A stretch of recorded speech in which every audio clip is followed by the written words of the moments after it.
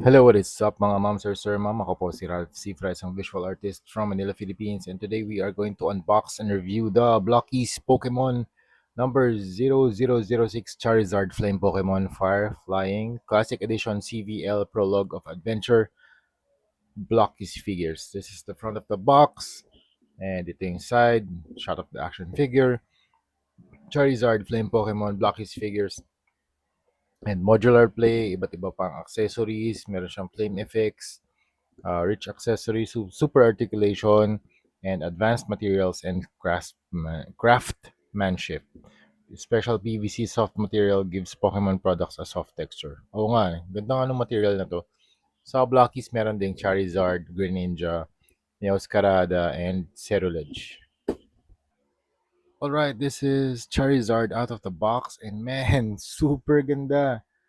Tagal ko nang gusto nito. Nakikita ko to sa Philbars, sa KKV, sa SM North. Grabe.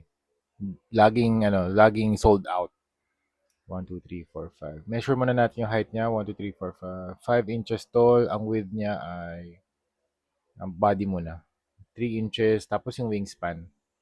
Wingspan niya, teka, around 6, 7.5 inches. Tapos yung tail, measure na rin natin yung buong length niya. Pag from head to tail.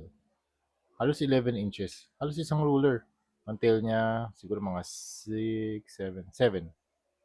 6.5. 6.5 inches. Tapos yung base niya, ang ganda ng base. 4.5 inches. Alright, so start tayo sa head.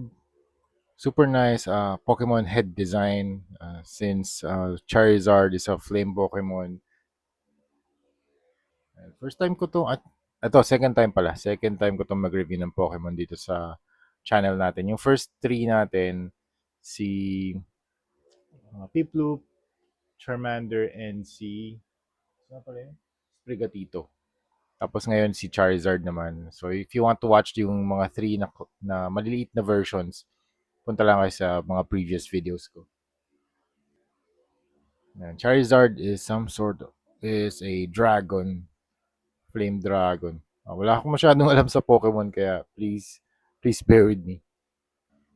But I've done little research about dito sa mga ano natin, sa mga flame Pokemon natin and sa mga evolution. Tapos ni-research ko din si Mega Charizard X and Y, yung mga abilities nila. Yan. Thank you din ChatGPT for the very useful information.